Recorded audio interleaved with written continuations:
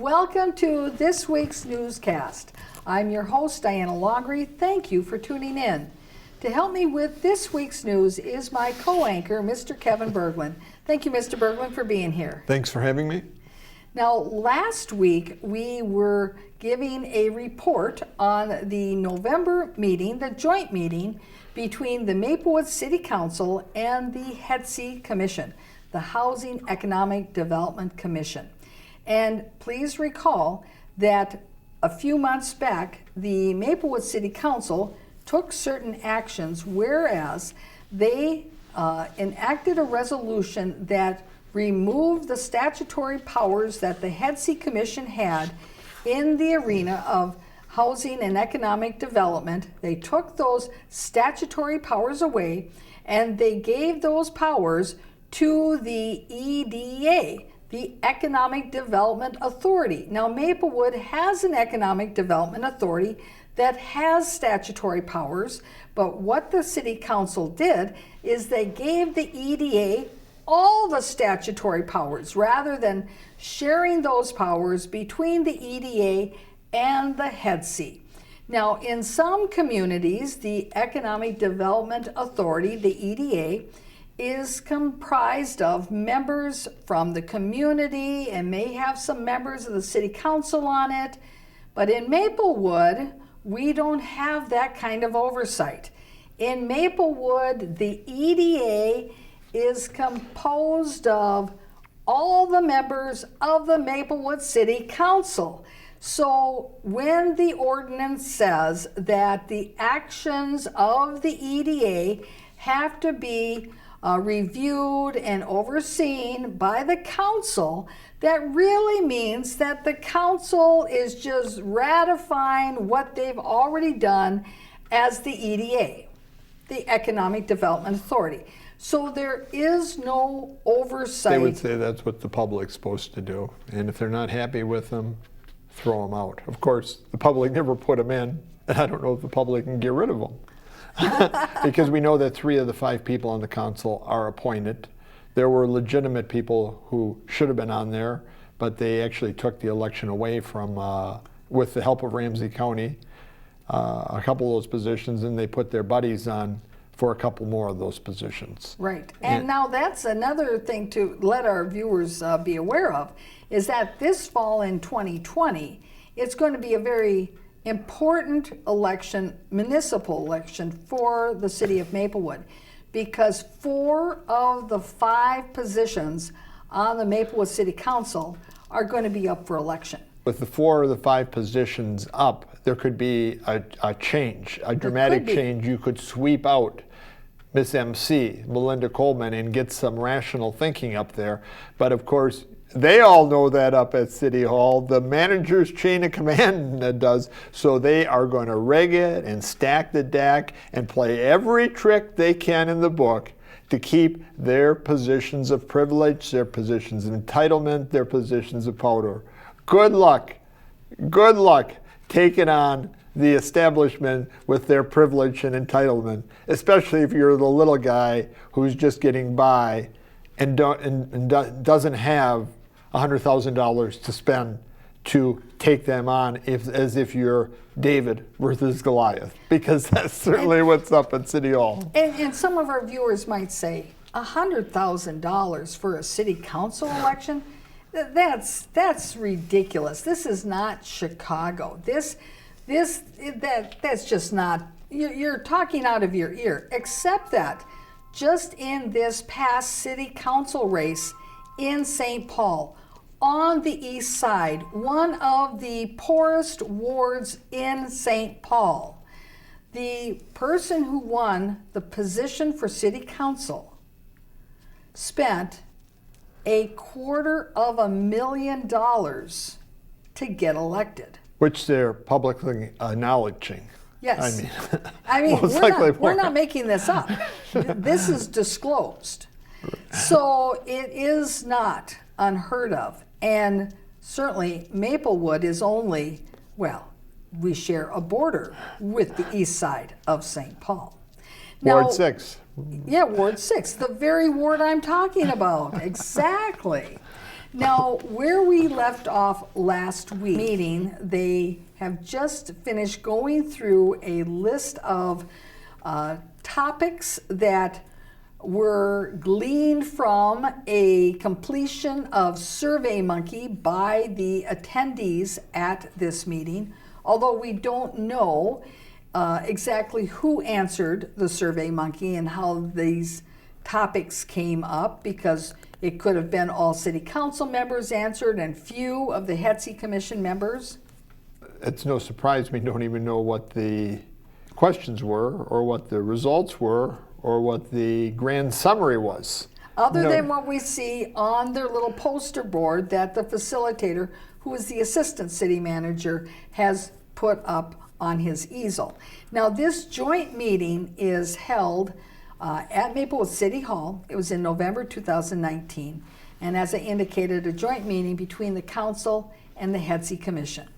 And the HEDC Commission, they do meet quarterly. They used to meet monthly, but the city council decided that they were basically irrelevant, and the city administration decided the same thing. So they changed their meeting schedule from monthly to quarterly. And now that the HEDC Commission has no further statutory power in the economic development arena, now the City Council wants to meet with them.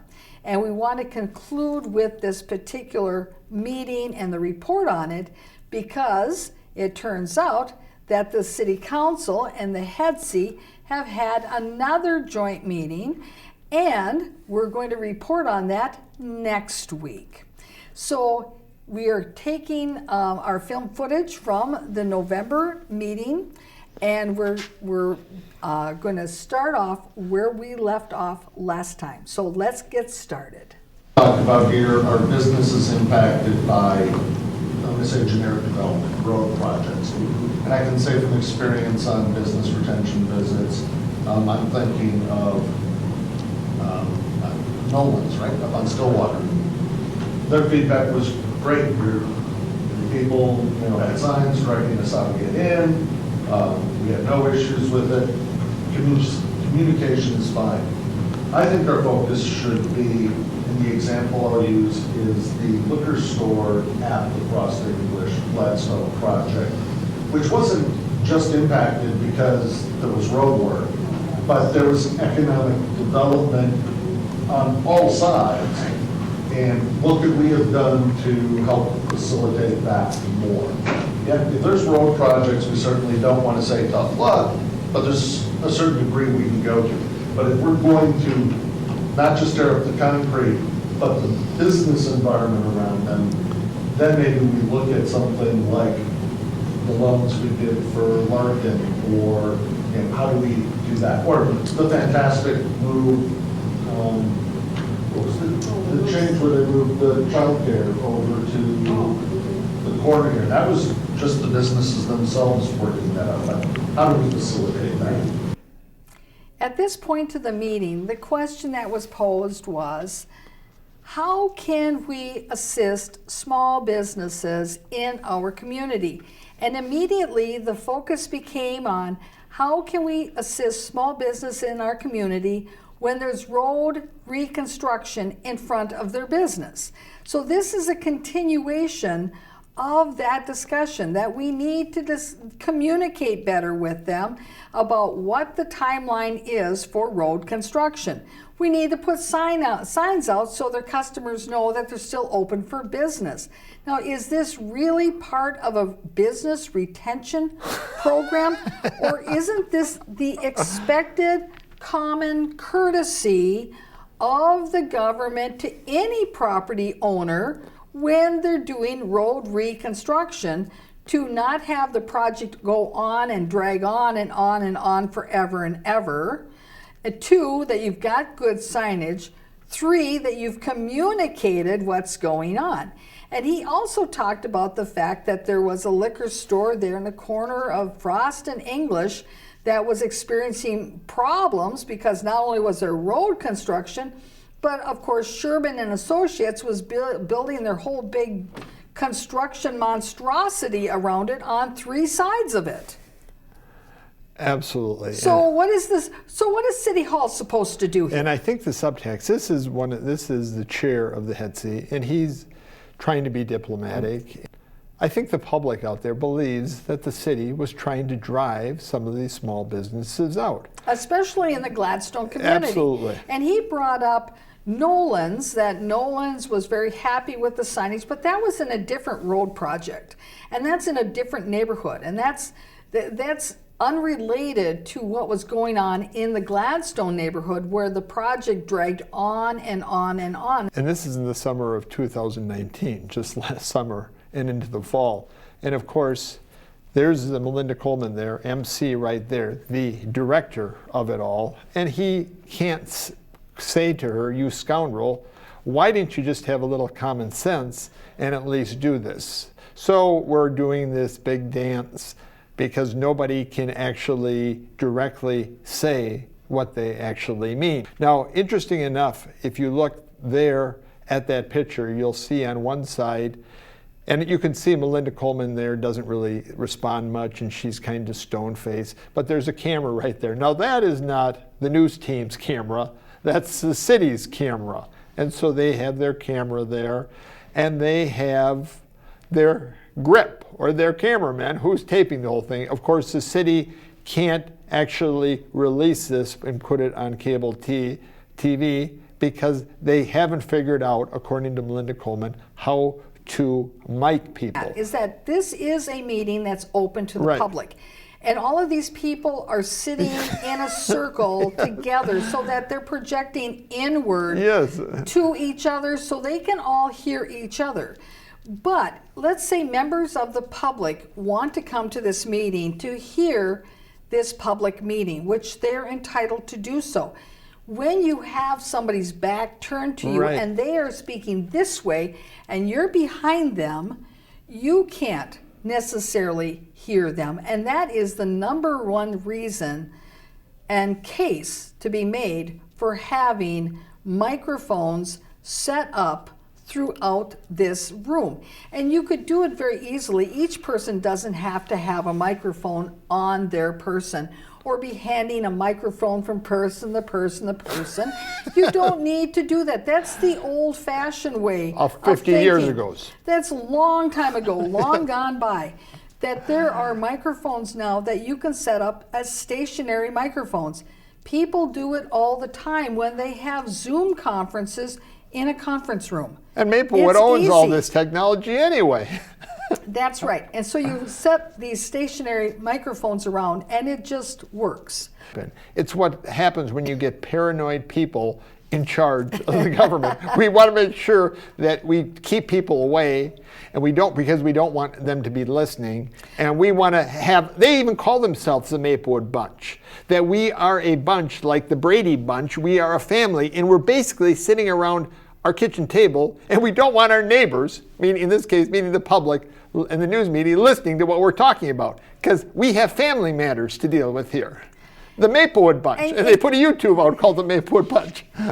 You get the impression, oftentimes, that they're concerned that if we put it out there, then people will have, and we've heard this, there'll be misconceptions, that people won't understand, that they will come to the wrong conclusion.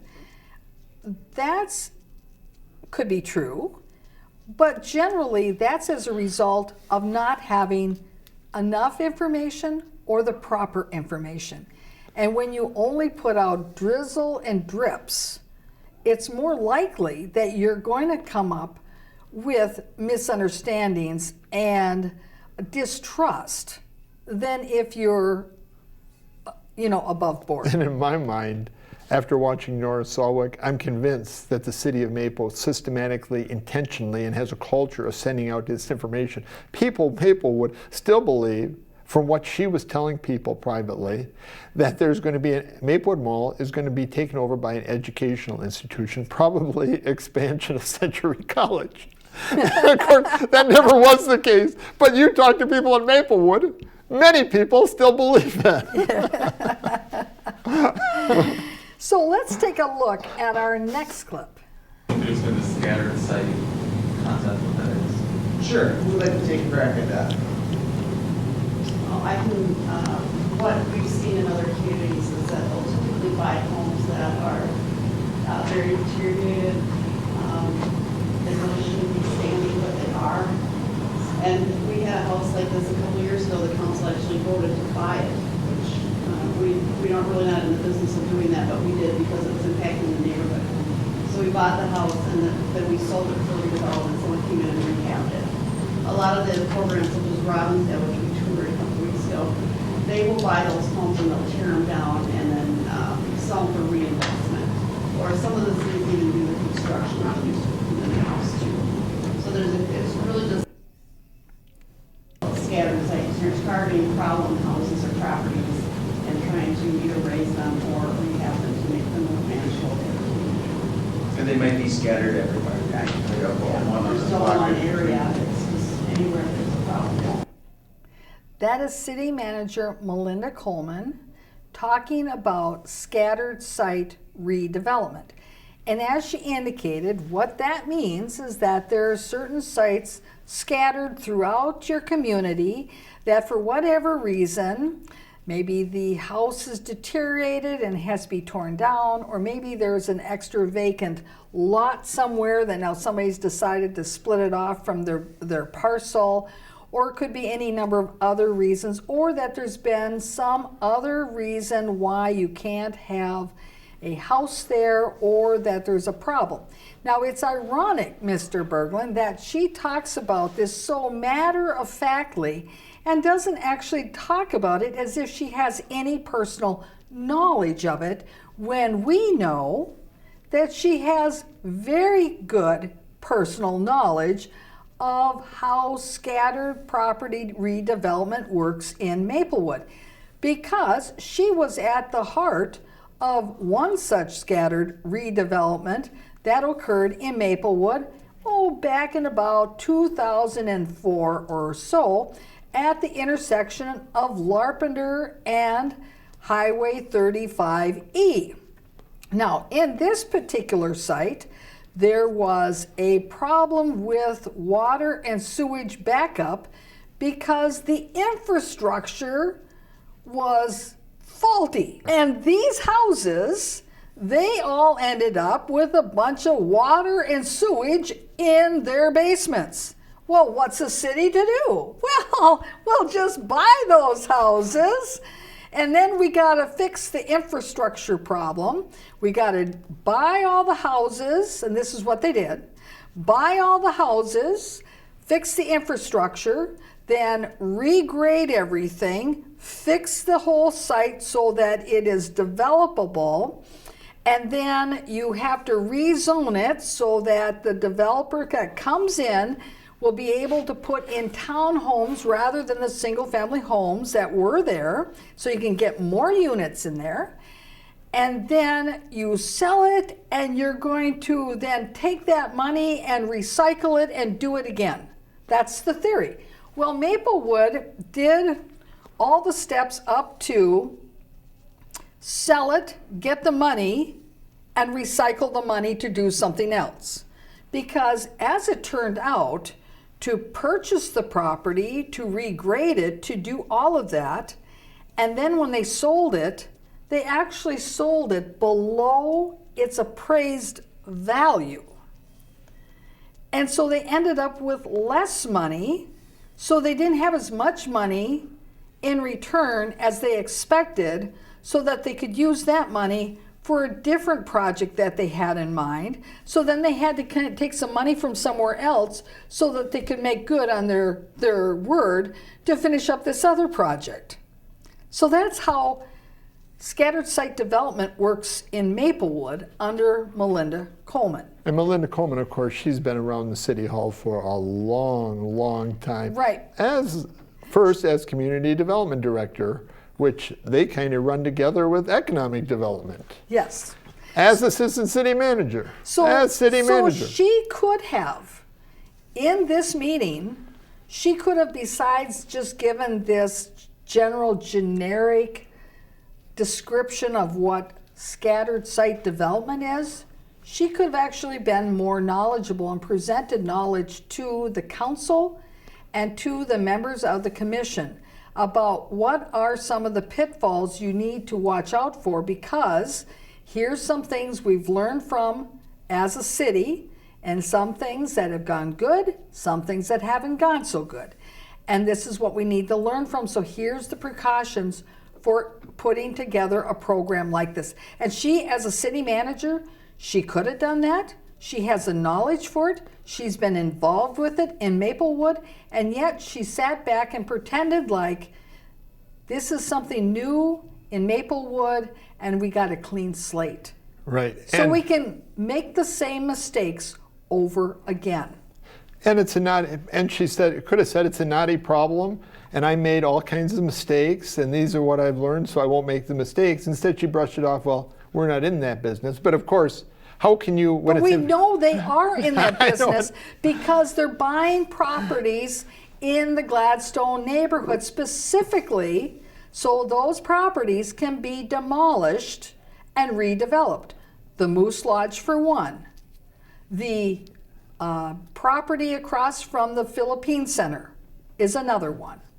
Both of those properties have buildings on them that are slated for demolition. So when she says we're not in that business, that is not the truth. Well, one other thing, we know that, there isn't enough housing, and that is part of our town plan and part of the big push.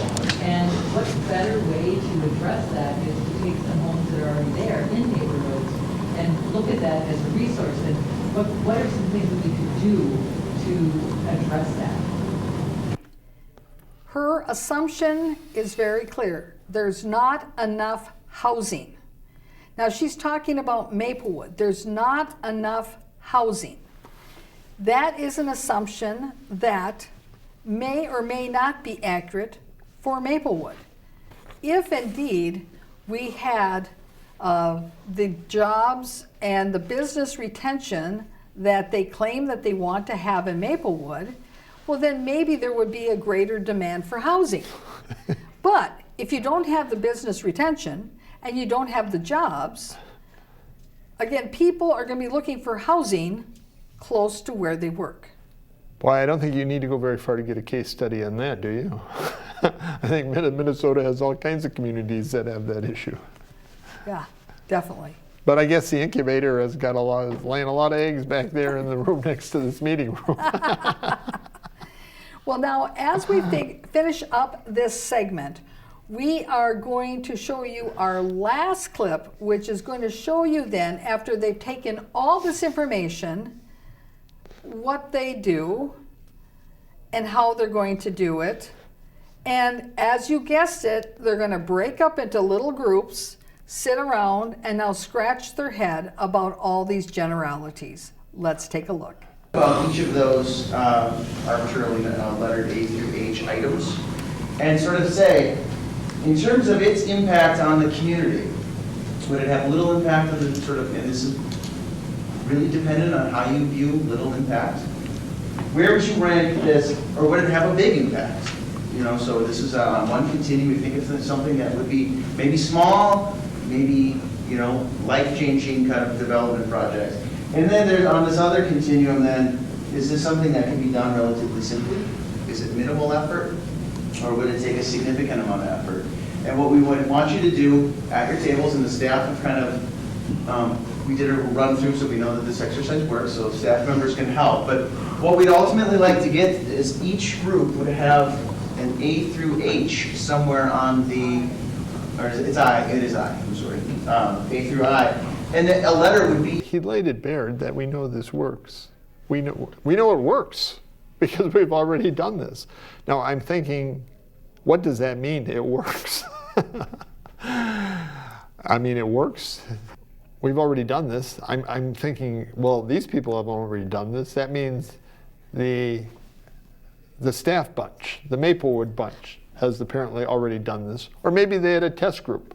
But we know they hardly let any residents in City Hall unless they're buying a driver's license. So I don't think they had a pilot group of residents. Now, before we switch over to our next report, we are going to play a little video that we have that helps to give you insight into exactly how appointed Mayor Marley Abrams became the appointed mayor of Maplewood.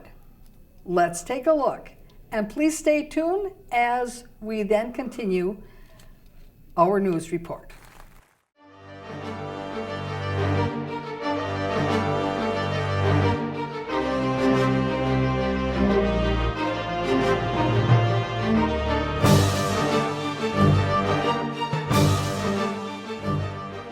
I believe we will move on to the mayoral vacancy. So for this process, we will begin by accepting nominations from the council. We'll have a discussion, meaning each person who's interested in being mayor will give some comments, a time for question and answer, and then we'll move on to making a decision. Fair enough? Excellent. Do we have a preference on, well, first we'll need to make nominations. And it is okay to nominate ourselves. I verified that. I'm going to nominate myself for the appointment of mayor. Excellent. And seconds are not needed here. And I will nominate myself for the appointment of mayor. Thanks, guys. You want to make it three of a kind? No. All right. Absolutely not. Excellent. Now I have to look at the attorney. What do we do next? Whatever you like. Well, we had 2 nominations, so, and I'm not the chair here, so how do we handle this, sir? Yeah, so we, Why don't we ask Do you Mr. have- Beatty? Well, I think unless there's more discussion, it's time to vote. now the question is how we want to handle voting. I think we should all three vote. If you are statutorily precluded for voting from yourself, you may want to consider another vote. So if we vote for each other, that cancels it out. Right, The only, It all boils the down only to. Is that what issue. you're trying to right, say? it is. Yeah. It is. Let's do it this way. Let's go this way. If Mary Lee abstains, I'll abstain. If Mary Lee votes for me, I'll vote for Mary Lee. Okay.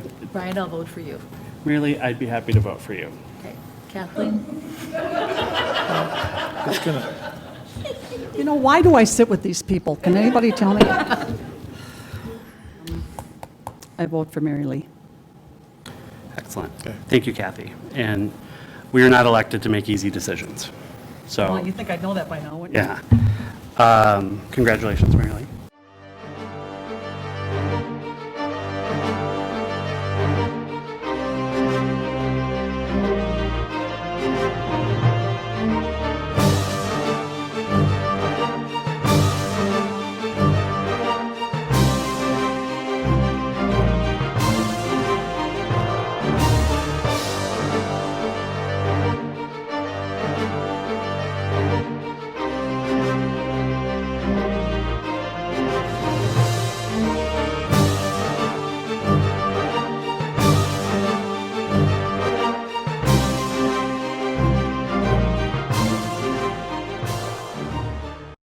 Welcome back to our newscast.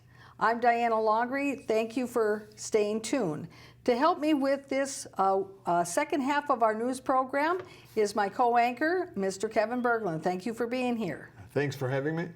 Now, on this half of our news program, we are going to be focusing on a meeting that we attended and that we filmed for our newscast, and that is the Policy Advisory Committee meeting of January 23rd, 2020. Now, we have attended some of these meetings in the past and reported on their discussions regarding the Rush Line BRT bus rapid transit. Now, Mr. Berglund, you were there with your camera. We also had our other reporter, Mr. Mark Bradley, there in attendance. So we have a lot of observations to contribute to the conversation here. Mr. Berglund, before we get started, any observations that you had? Well, once again, Ramsey County is running the show on building this bus rapid transit on an environmental naturalist trail, a trail which is a legacy to Bruce Fento, who was a genuine and authentic environmentalist. And they wanted to decimate it, cut down all the trees, and put thousands of tons of concrete up at an exorbitant price. Now, of course, this policy advisory meeting has no audio and no mics of the people talking.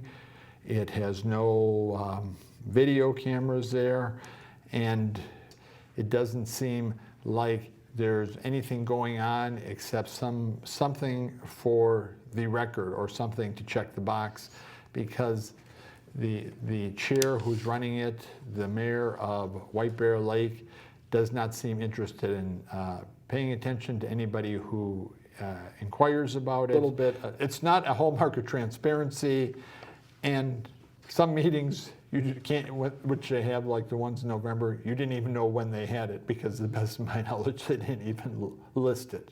But I guess they had some. I guess they had a meeting in November somewhere, but I still don't know where it was or when it was. It's interesting that you should bring up the November meeting, because the first item on the agenda is a recap of what happened at that November meeting.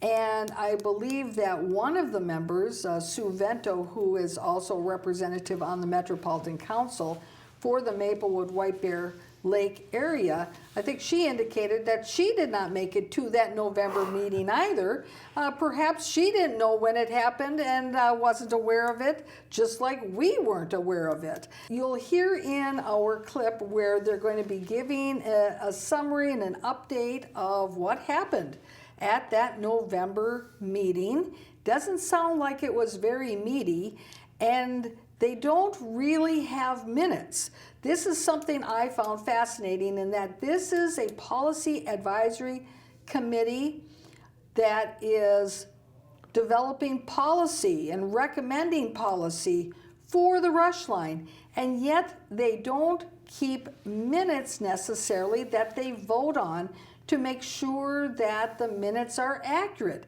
Instead, they have somebody just simply taking notes, and then they post the notes on their website if you can find them. And I'm not so sure that somebody's actually taking notes there at the meeting. I think somebody maybe is afterwards kind of recalling, because I have seen no indication of anybody taking any notes. So I think most of it is just kind of remembered. Jim Gersman with SRF. Jeannie Whitsey with Kim and Horn. Alice Bishop with St. Paul Parks and Recreation. Nick Olson, MnDOT North Bay Management. Deborah Newkins on behalf of the White Bear Press. I'm Leslie Rosedale with Rosedale Public Affairs. I'm assisting Keys Cafe, Black Sheep Pizza, Tim Whiskers Camp, and Satwadi right on Robert Street. I got them all five. All that Robert Street corridor in St. Paul. Mike Servatka, Ramsey County. Hi, I'm Sheila Kelly, White Bear Area Chamber of Commerce. And gentleman in the back. Kevin Berglund, Citizens Reporter News. And of course, we're here because all these are not taped or audio taped or videotaped or cable cast. They don't have to be taped, please. There are minutes available to anyone to see. They're on the website. There is nothing nefarious going on here, so. With all due respect, Ms. Chair, there was no agenda on the website that I could find. Well, but there's an agenda right over there. If you don't have one, so please pick it up. Thank you. With that, I will move up to.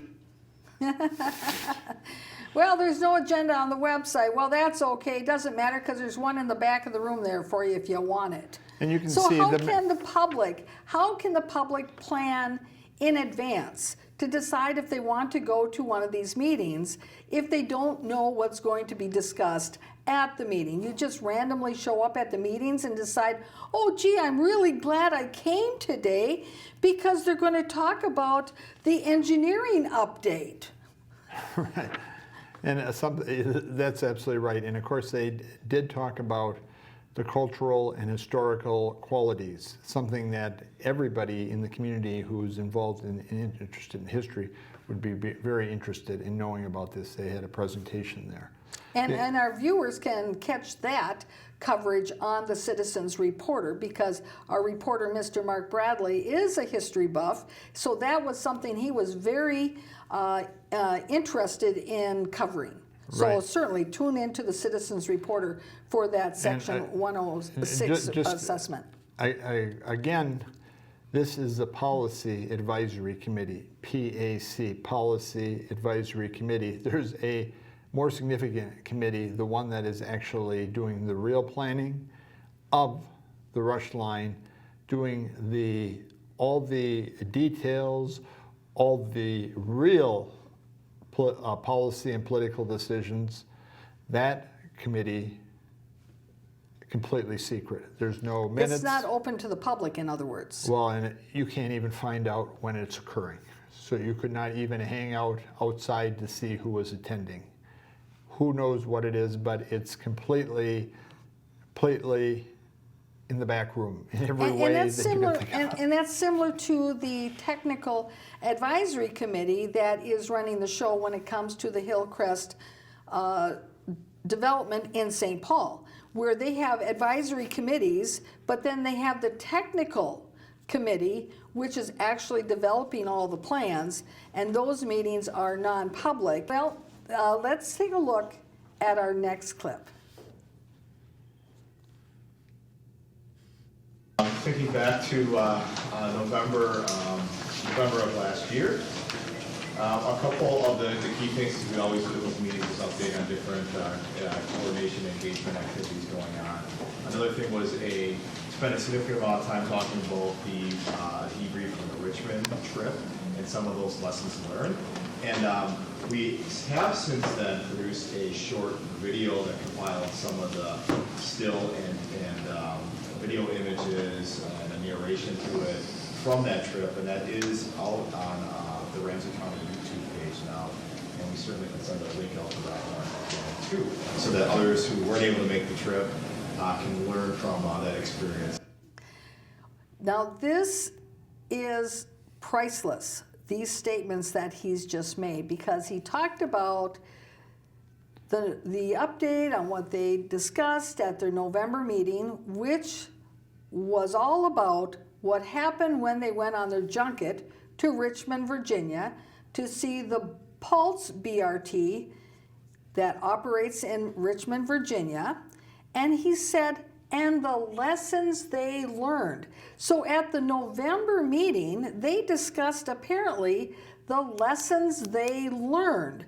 Now, he then goes on to say that they've made a little video of film footage from that junket and the lessons they've learned.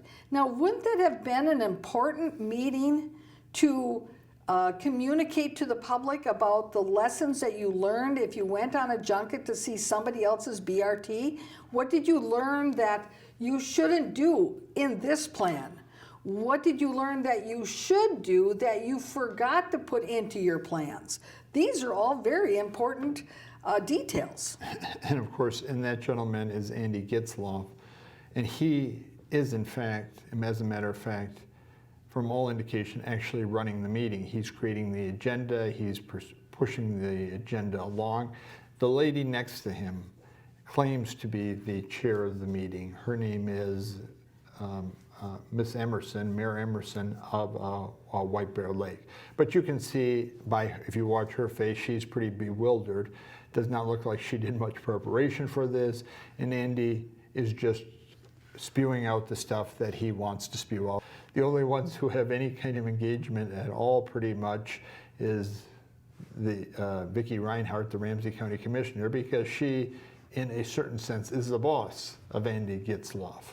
And of course, Andy Gitzloff, as another side point, although he's going to be involved in, he thinks, creating this exorbitant public works project, which in my estimation is going to be going over environmental trail, close to $1 billion, Of course, there will be somebody needs to pay for this, because the best that I've heard, it only will be, half of that will maybe be coming from the federal government. He, of course, does not live in Maplewood. He does not live in White Bear Lake. He does not live in Ramsey County.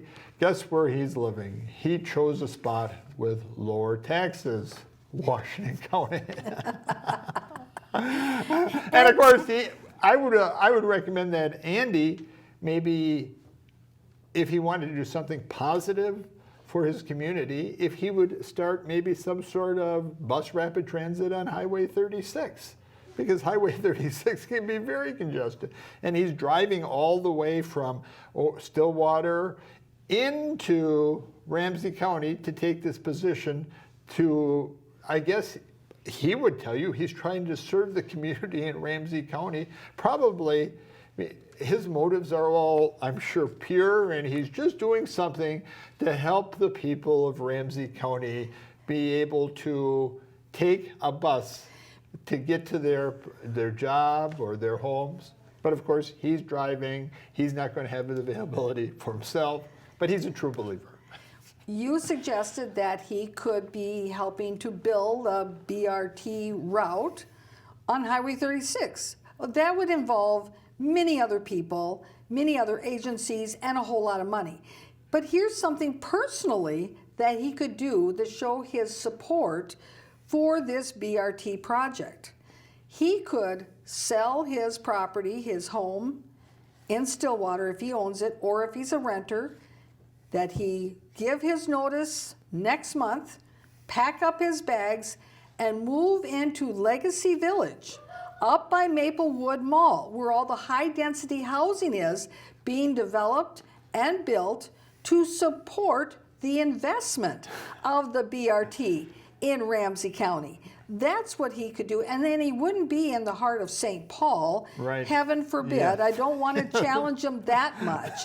But he Right. could move into north end of Maplewood and support that investment that he so supports. And just as another point, Andy, when we ask him questions as the media at these meetings, he does not respond.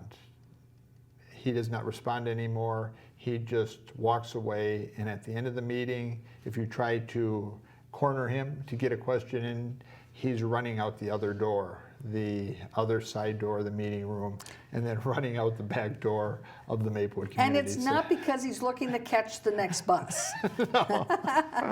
Now, he talked about this video that they crafted about the Richmond, Virginia junket and the lessons that they learned.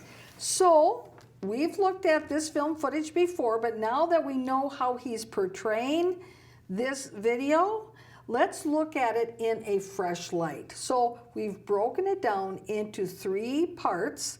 Let's look at part number 1 and identify lessons learned. In order to experience a bus rapid transit line similar to the planned Rush Line BRT and gather lessons about development around stations, Ramsey County organized a visit to Richmond, Virginia to learn about Richmond's experience with the Greater Richmond Transit Company's Pulse, and to gather lessons learned from the Pulse about BRT project development so they can be applied to Rush Line decision-making.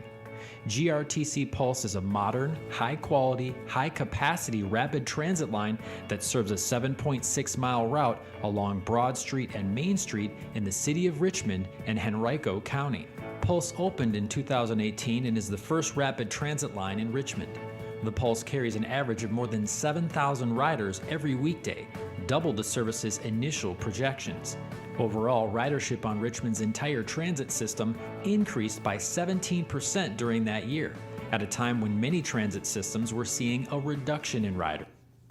We saw in one of those portions of the video, we did see the mayor of White Bear Lake sitting right there in her regular little bus seat on the BRT on the Pulse. And we saw Victoria Reinhardt at the beginning of the clip where she was standing by a podium like she was giving some presentation of some sort. Well, she seemed to be doing this, and I don't know, really pontificating. I don't know if she was throwing out blessings or what. Okay, but back to lessons learned. Now, we heard things about the pulse, facts about the pulse, and then they started to get into something that might lead to a lesson learned, because they made the claim that the ridership of the pulse has increased when the ridership in many other mass transit systems has decreased. This sounds like an opportunity for a lesson learned. What was the reason for the increase? Let's see if they tell us what they learned and why this ridership for the pulse was up when others is down. That would be an important lesson to learn. Let's see.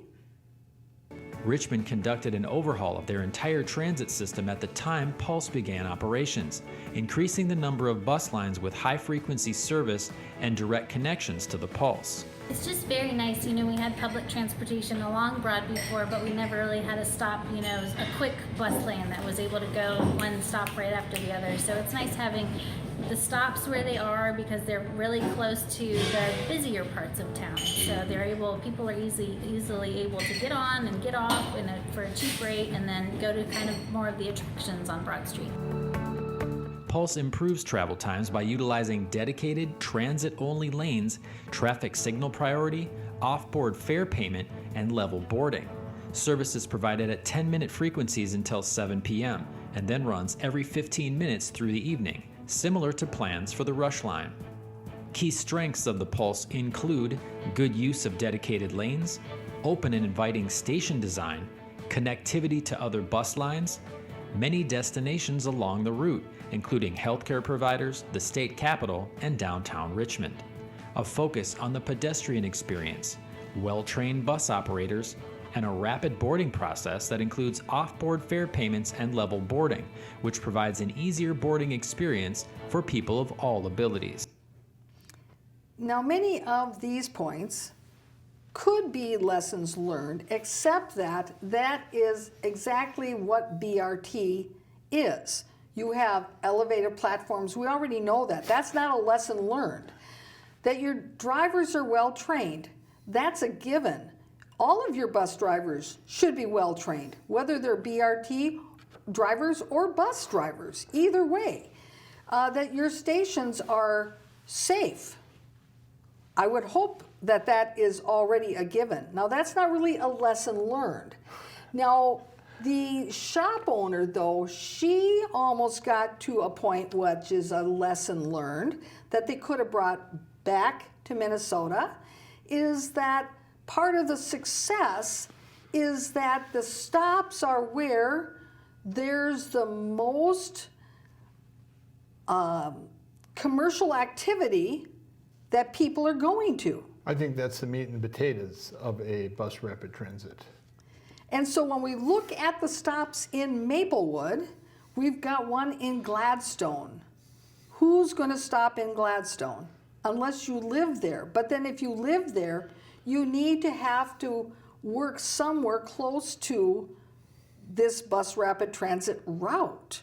Well, because if there would have been other opportunities if they were so dedicated to believing in bus rapid transit that for example, in Maplewood, that would have put them in commercial areas if they would have gone on White Bear Avenue. I can assure you, everything is not as tight on White Bear Avenue as it is in Richmond, Virginia, in terms of the roadways and all that. There's a lot more expansiveness. And they seem to have no problem putting this dedicated lane in.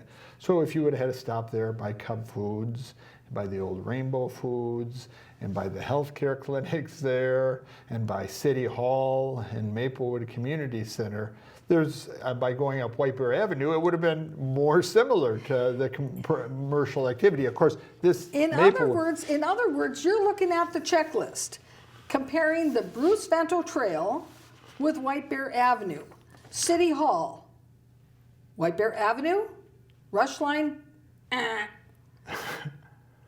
grocery store, White Bear Avenue, check mark. Rush Line on the Bruce Vento Trail, No grocery store. So I can see the Healthcare. point. Healthcare. There's a line of clinic. There's across the street a CVS pharmacy. There's a Cub pharmacy. There's multiple, there's other chiropractors, other kind of clinics all the way down White Bear Avenue. Now, there is one type of business that you will find, though, on both routes. Whether or not if it's the Bruce Vento route going through the Gladstone and decimating the Bruce Vento Trail, or on White Bear Avenue. Liquor stores. Check, check. You do have that. Right, So, yes. so they can say that they're going to have good liquor store coverage using the Bruce Vento Trail, Right. going through Gladstone. Okay. So let's take a look at the third segment and see if we can get any clear lessons learned here.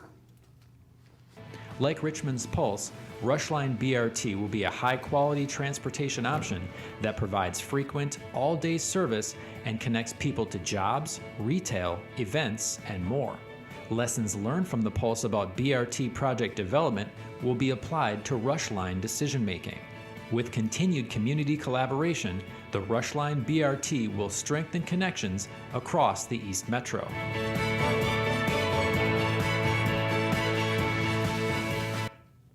They never said the lessons learned.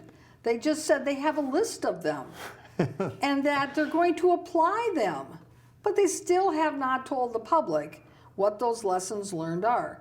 Now, certainly when we went out there on our investigative reporting trip, we found that part of the reason why the Pulse BRT had increased ridership when other mass transit systems are showing declines in ridership is because of the partnership that the BRT and the university has to provide that the university students that go to the Commonwealth University there of Virginia, that they, as part of their activity and service fees, pay for a ticket, a pass on the BRT. Well, now that's certainly going to get your ridership up. Especially when the campus is right there on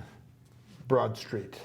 Blocks and blocks and blocks of it. Right. So it isn't that there's just one entrance to the university on the bus line. This university covers blocks and blocks and blocks of Richmond, Virginia. And I believe when we looked it up that there's like about a student population of about 30,000. And when they showed that video clip, they showed just members of their group that were going on their junket. Where's the public?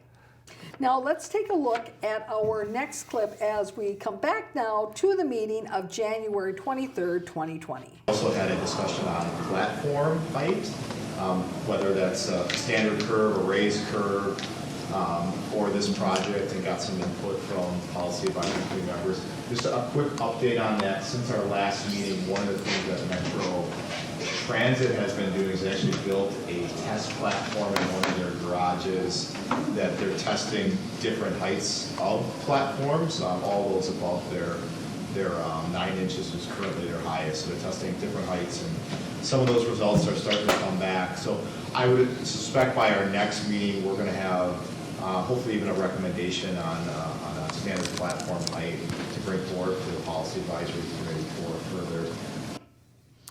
Platform height is an issue that we covered on one of our previous newscasts, in that there are several different heights that could be selected, and as you heard, now they have a test platform set up so that they can do testing to figure out which is the right height to go with.